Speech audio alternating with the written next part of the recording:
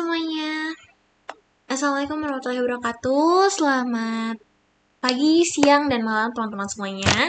Sebelumnya perkenalkan, nama aku Syifa Sena Waruci dengan NIM 4004 0323 65178. Di sini saya dari Teknologi Rekayasa Otomasi angkatan 2023 dengan mata kuliah Sistem Pengendali Elektrik kelas C. Di sini saya akan memberikan ataupun menampilkan suatu penjelasan mengenai implementasi dan analisis PWM. Begitu. Bisa kita lanjut mulai dari sini. Jadi penjelasan singkat mengenai Arduino Mega dan juga ESP. Jadi Arduino Mega itu biasanya versi 2560. Itu adalah suatu microcontroller gitu yang dirancang untuk proyek-proyek besar yang membutuhkan banyak pin input dan output dan juga memori program yang lebih besar. Kemudian ESP 32 ini Mini itu adalah sistem on-chip ataupun SoC yang ringkas dan modern yang dikembangkan oleh Espressif dengan fokus kuat pada aplikasi Internet of Things. Oke, jadi di sini ada datasheet dari Arduino Mega 2560. Jadi untuk Arduino Mega 2560 ini itu memiliki banyak banget pin output dan juga input yang dimana ini banyaklah digunakan di dunia industri.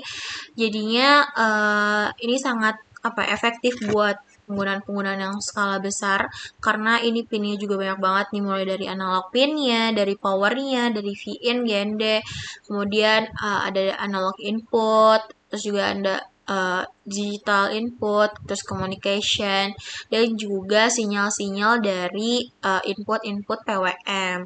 Itu tuh ada di sebelah kanan, biasanya tuh ada 13, 12, 11, 10, 9, 8, 1 ini adalah dari nilai PWM lah. Kemudian ini komunikasinya, kemudian ini digital, dan juga ini analog. Ini untuk pembacaan datasheetnya. Nah, Arduino Mega ini itu tuh berbasis Atmega 2560. Nah, itu pin PWM itu juga banyak dan juga didukung oleh beberapa timer internal. Nah, pada setiap timer ini memiliki karakteristik frekuensi bawaan yang berbeda. Jadi, frekuensi PWM itu dapat dimodifikasi mencapai puluhan kilohertz menggunakan penggunaan register. Nah, si Arduino Mega ini memiliki resolusi PWM standar dari 8 hingga 10 bit. Jadi mampu menghasilkan perubahan duty cycle yang cukup halus untuk berbagai aplikasi dasar hingga menengah. Kemudian kita lanjut ke pembacaan dari datasheet ESP32. Nah, jadi ini tuh ESP32 ini menggunakan driver PWM LDC. Terus juga frekuensi itu sangat tinggi dan resolusi tingginya tuh hingga 14-20 bit tergantung frekuensinya. Dan pada tiap channel itu mempunyai timer sendiri. Nah, ESP32 Mini ini juga mampu kemampuan PWM-nya itu tuh jauh lebih canggih gitu dibandingkan dari yang tadi Arduino Mega. Nah, kemudian ini tuh juga menggunakan modul dari PWM LDC yang memiliki channel dan juga timer yang independen. Jadi memungkinkan untuk pengaturan frekuensi dan resolusi yang sangat fleksibel. Nah, ESP32S2 ini mampu menghasilkan frekuensi PWM hingga lebih dari 150 kHz. Kemudian kemampuannya itu tuh sangat cocok gitu digunakan untuk proyek yang membutuhkan switching cepat, kontrol motor pada sisi, dan juga aplikasi power elektronik tingkat lanjut. Oke, lanjut penjelasan singkat mengenai dari PWM. Jadi, PWM itu adalah suatu teknik untuk mendapatkan sinyal analog dari sumber digital dengan cara memanipulasi lebar pulsa on ataupun high dan juga off itu low secara cepat. Nah, teknik ini digunakan juga untuk mengontrol daya pada perangkat seperti motor DC, LED, dan juga pemanas. Kemudian, frekuensi PWM itu adalah seberapa seringlah satu siklus on plus off itu berulang dalam 1 detik yang akan diukur dalam hertz. Nah, frekuensi yang tinggi ini membuat perpindahan antara kondisi on dan off tidak terlihat oleh mata pada LED atau tidak terdengar pada motor. Kemudian, untuk duty cycle itu adalah suatu presentase waktu sinyal berada dalam kondisi on dibanding total periode satu siklus. Nah, resolusi inilah yang menentukan seberapa halus sih perubahan dari duty cycle yang dibuat, yang biasanya dinyatakan dalam bit. Kemudian aku izin nambahin mengenai frekuensi PWM itu apa ya? Tergantunglah dari jumlah siklus on off-nya pada kemudian itu tuh frekuensi itu berbanding terbalik dengan periode waktunya. Dia itu lebih tinggi menghasilkan sinyalnya tuh lebih cepat berubah sehingga motornya tuh lebih halus dan getaran-getarannya tuh lebih berkurang dibandingkan yang kencang lah gitu. Nah, maka dari itu frekuensi itu harus dipilih dengan mempertimbangkan kebutuhan dari bebannya, kemampuan hardware-nya seperti motor DC, LED, ataupun juga dari driver switching. Kemudian dari duty cycle yang PWM tadi, itu tuh bisa diatur dari 0%, mulai misalnya 25%, 50% itu semakin besar gitu dari si sinyal PWM-nya itu tersebut. Misal kalau 0% duty cycle-nya berarti garis itu lurus. Tapi misal kayak dari duty cycle-nya itu 25%, maka itu kecil-kecil lumayan udah ada dari gap-nya. Kemudian apabila 50 duty cycle itu udah mulai membesar dan juga apabila 75% itu udah mulai membesar banget. Kemudian kalau misalnya 100% duty cycle itu akan udah garis tetapi berbeda sama yang 0%. Kalau yang 100% tuh garisnya udah yang ada dari sinyalnya, dari sinyal voltnya itu berapanya. Nah, ini tuh kalau 0% berarti yang off, kalau yang 100% berarti itu kondisi presentasi waktu on. Gitu. Nah, untuk resolusi yang tadi, resolusi PWM ini itu menunjukkan seberapa halus kan dari perubahan dari cycle-nya. Yang biasa itu resolusinya itu 8 bit yang berarti terdapat dari 256 tingkat duty cycle. Sedangkan kalau 10 bit itu ada 1024 tingkat. Nah, resolusi tinggi ini tuh memungkinkan untuk kontrol yang lebih presisi, terutama untuk aplikasi motor presisi atau dimming LED yang mulus. Namun, semakin tinggi resolusi, semakin rendah juga nih frekuensi PWM maksimum yang bisa dicapai oleh microcontroller.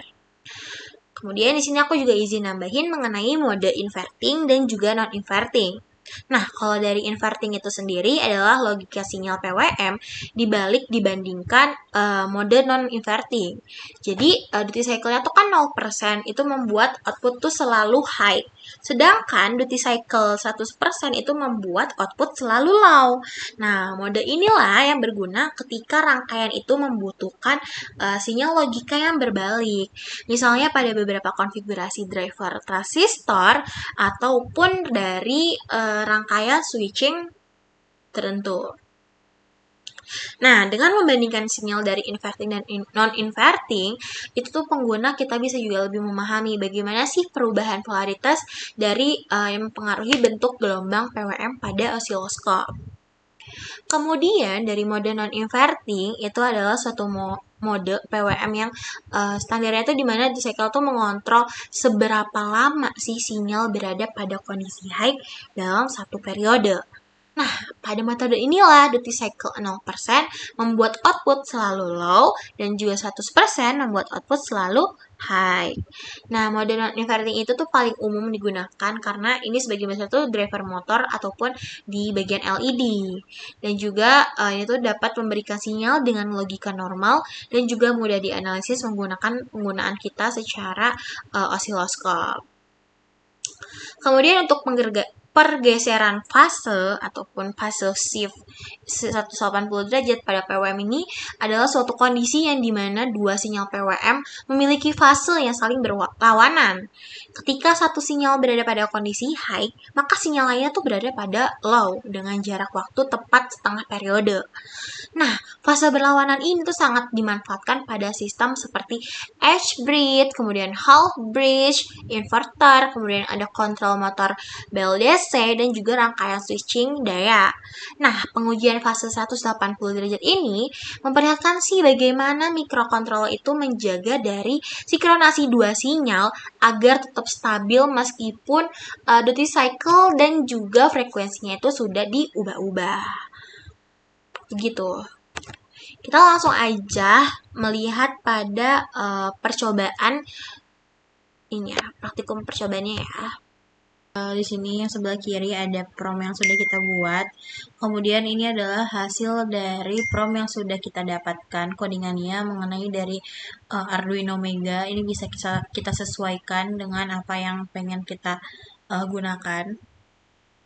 Kemudian kita bisa lanjut ke ini pencet yang dari SRC, kemudian main CVP.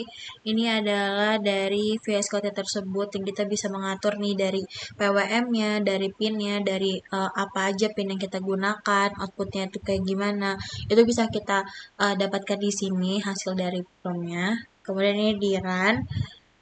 Setelah dari run nanti maka akan mendapatkan hasil dari antarmukanya ataupun GUI-nya. Kemudian dari ini ada portnya itu sendiri, tapi karena ini kita cuma melakukan simulasi pada codingannya, jadi portnya tidak ada, tapi ini bisa nanti langsung dikonekin. Nanti setelah kita pencet connect, maka kita bisa mengatur dari slider tersebut, apakah PWM-nya di value berapa, 78, ataupun di minus 73 itu nanti akan berbalik gitu dari pengkondisian muter. Ini ada percobaan yang ketiga. Nah, di sini ada rangkaiannya. Kita menggunakan Arduino Mega, kemudian menggunakan osiloskop, dan untuk wiringnya seperti itu. Dan juga untuk pin output dan inputnya. Dan untuk ini adalah tampilan dari GUI-nya.